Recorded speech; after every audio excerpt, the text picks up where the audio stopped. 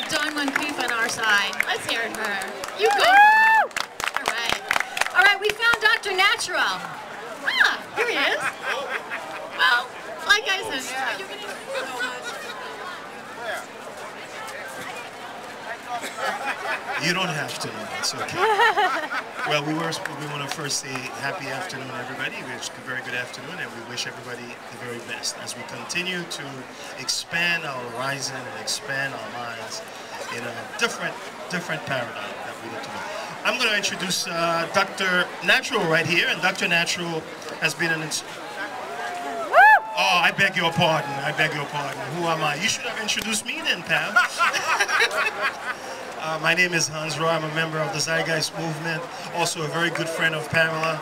You know, again, it's about shifting paradigm shifts, understanding the complexities of issues, but also connecting dots. You know, all of us would like to have one particular issue that we really care about. It's very personal, but we need to sort of just embroil ourselves, immerse ourselves into a whole component of issues that really direct our lives, steer our lives. And one of it, sometimes, which is never really seen, which is culture. You know, our habits, our instincts, our philosophy, that's culture. Economics is part of culture as well. So all these factors, we have to be able to connect dots and create a movement that is much more comprehensive, that is much more sustainable, that one that respects not just life on Earth, but also the resources that we're dealing with, such as water, air, and everything else. So that's a little bit about Hans, but we do a radio show also. Sometimes we're doing 15, 16 hours of radio in the Haitian community, and the issues that I just mentioned, those are the issues that we're discussing. When you're bringing issues to people that are generally outside of these realms. And so you have to sort of, it's like a minefield that you go through in trying to sort of walk through these particular steps to give them this information so that it's attainable to them, it's understandable to them, so that they can digest. Generally speaking, if you know something about Haiti, it's a society that goes from crisis to crisis. This is what you call a society of scarcity. But guess what?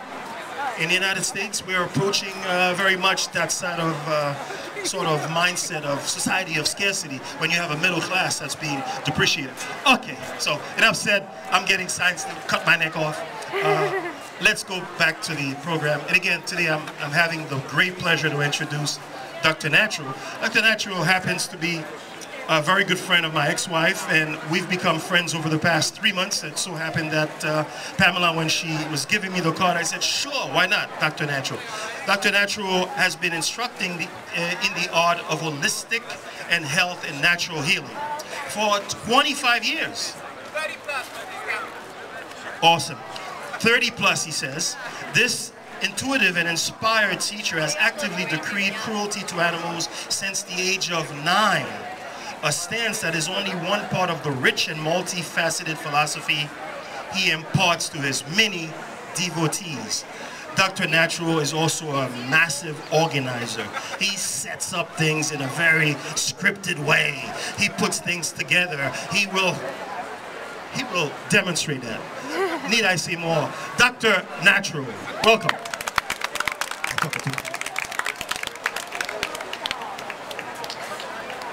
Peace and love, everybody! Peace and love. How are y'all feeling? Woo!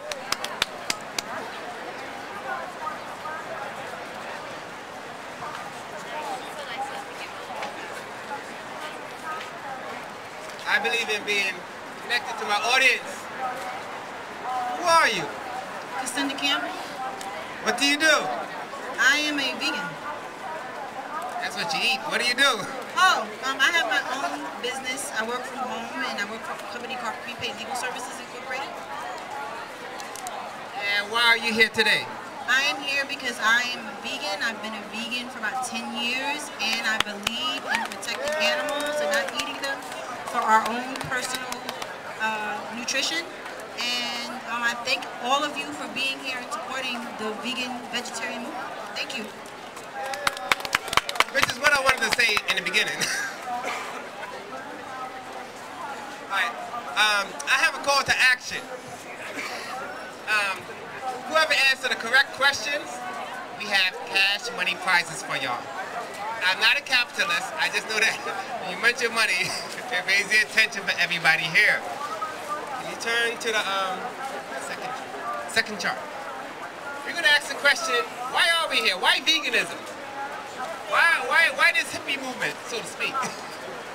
Whoever answered that right question, that's what we call a $5 answer. Any takers? Why veganism?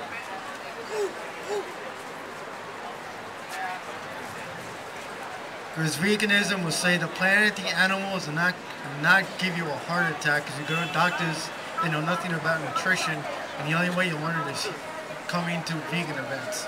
Is that close? This guy losing my money, man. Got it, bro. Everybody, I'm not lying. This is $5. We got a $20 question. We also got a whole bunch of dollar questions. Just to make sure we're correct. Why veganism? Cruelty, health, environment. He said all those, and he also went to the explanation. Let me explain something to you. I am 49 years old. I got into this lifestyle on a dare back in September 6, 1977. For 5 years, my friends in the neighborhood were trying to get me to stop eating pork and swine. And I'm like, why are you discriminating on a pig? Doesn't make sense. It makes more sense not to eat any animals at all. Why? They talk about when you catch tuna or whatever, and they're like, you're eating dolphins. I'm like, is the dolphin's life much more valuable than a tuna? None of this stuff made sense to me. But to make a long story short, this is what happened. I took the bet because they attacked my ego. None of that psychological stuff addressed me. You got to understand something. You're speaking to multiple people. You're trying to save the masses or save the planet or save humanity or whatever, sustainability, whatever you want to label it, it all comes down to being principle-centeredness and solution-oriented. You got to understand something. Veganism is not just a diet. It's the optimal solution lifestyle.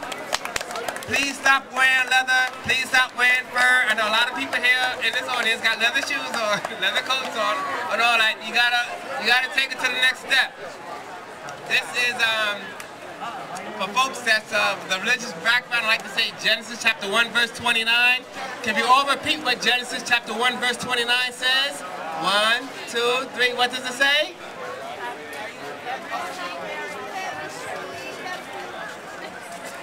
I've given you every seed-bearing fruit, every fruit-bearing tree, and every herb that is upon the face of this earth, and that will be as food for you. Oh, that wasn't even a question, but I'm going to give you $1 for that. I tell you, money raises the stakes, people. You know what I tell folks who don't have a very long attention span for eating too much McDonald's? I said the fruit-bearing seeds and the green herbs shall be your meat. Anything longer than that, you would have lost their attention.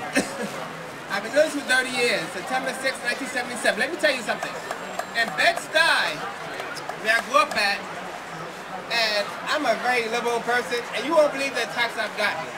When I became vegan, on a dare and a challenge, not because I believed in it, because I wanted to prove it wrong.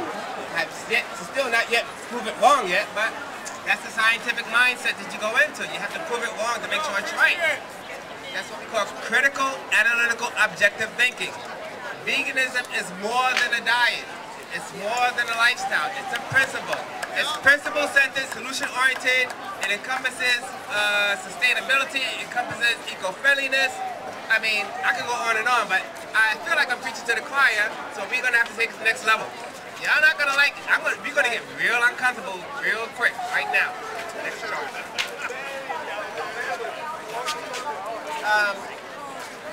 This is a battle cry for me right here. Everybody at the count of 3, read this out. Stop abusing your body, temple as a pet cemetery. And a pet cemetery. Stop abusing your body, temples as pet cemeteries. Now, for most people who are here, they are already vegans. But guess what? I actually believe you have to carry this, I don't want to say battle cry, let's say love cry. It's more like a love cry, not a battle cry. To your family, friends, it's not just a choice. I don't believe that. We as human beings have evolved to this point from grass, plants, animals, and then at some point human beings came into existence. If evolution is a continuum, that means at some point there's there's going to be a species that's going to be considered greater than human beings. Guess what happens after that? You ever seen that Twilight Zone where it says to serve man? Show of hands. You know, when you first seen it, all Dr. Movie, they figure, well, we're here to serve humans. It was a cookbook for human beings. I mean, human beings was the recipe. And then, if that happened today, we would all be up in arms and we want to, like, do battle. And the animals feel the same way. They're just not, let's just say, evolved in a position to do that. So we have to be their protectors. But more so than that, you know what Einstein said that blew my mind? Einstein said, what's the difference between, and this is going to be like a $5 question. What did Einstein say, one of the greatest minds that was considered to be on this planet, who was a vegan, mind you? What did Einstein say about the difference between a carnivore and an herbivore animal? I'm not even talking about humans, I'm talking about animal kingdom. What did Einstein say the difference between a carnivore and a herbivore animal? Anybody know, any takers? I get to keep my $5? In the interest of time, I'm going to tell you. He said, oh my God, this guy's going to take my money! Right. Did he say our physique as far as the way we digest food on our teeth is not adaptable and not designed to eat meat? Close with no cookie. You know what he said? He said the mannerism of a meat-eating animal, a carnivore, is predatorial. They have to kill just to survive. So I'm not about to place judgment upon them, saying, oh, you're bad because the tiger ate meat. That's the way I like to think the Creator made them. And then you have an herbivore that eats plants and fruits and animals. What do you say was the mannerism? The mannerism of a carnivore is very aggressive. The mannerism of an herbivore is very peaceful. One is for survival, one is, they're both for survival, don't get me wrong, they have to eat that way. But you gotta understand something. When it comes to humans, who have the anatomy of that of an herbivore or a frugivore, frugivore meaning predominantly fruit eating, you gotta understand something. They're saying that when you adopt a meat-eating diet lifestyle, it somehow adjusts your mannerisms as well. You become much more predatorial, much more warlike, much more, let's just say, not as balanced, so to speak. But without belaboring that point, we're going to go to the next chart.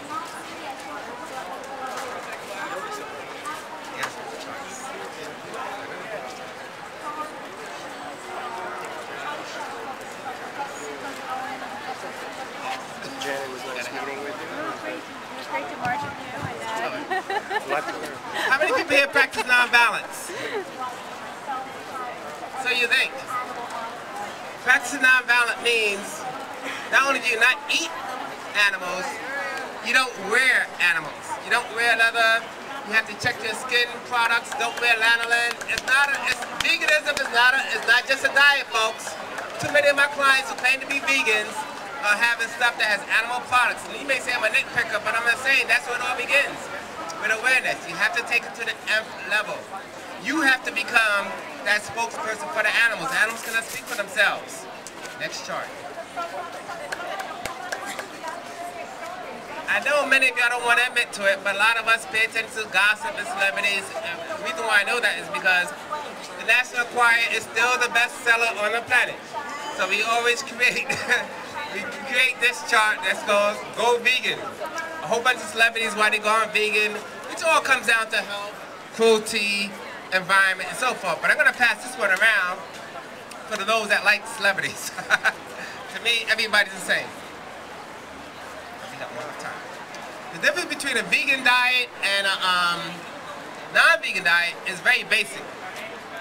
The #1 killer in the U.S. is what? Heart disease. Heart disease.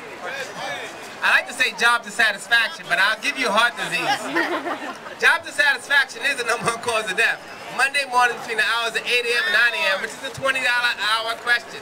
My call to action to y'all is this. I will teach everybody here who hates their job, which is probably about 90% of people in this vegan-friendly audience, you're more likely to die at whatever time between the hours of Monday morning, between the hours of 8 a.m. and 9 a.m. because the chain always breaks at its weakest link. You're most vulnerable when you're most stressful. You're most stressful when you go back to a job you hate because everything else is constant in your life. So for all those who hate their jobs, can I see a show of hands? Okay, for all those who hate their jobs, we're going to give you a way to teach what you love to do. It doesn't have to be vegan related. Don't get me wrong. It doesn't have to be diet related, I mean. But it has to be something positive, healthy, eco-friendly. And we will set you up. We will promote you. All this free of charge. This is my life passion. I have a person here who can attest to this. Yes, yes, yes.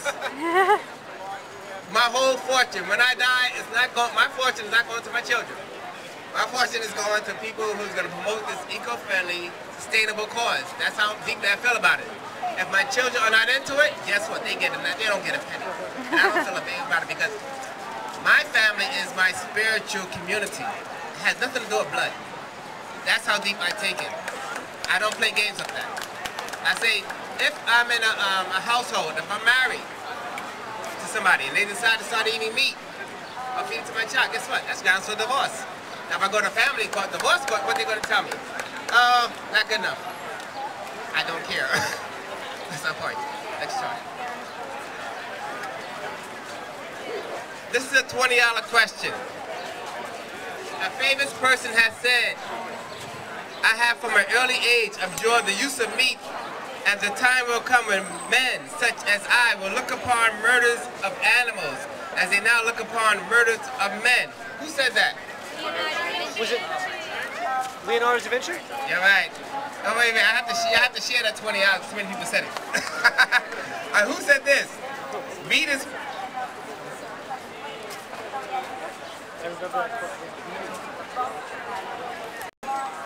No one should live on dead things.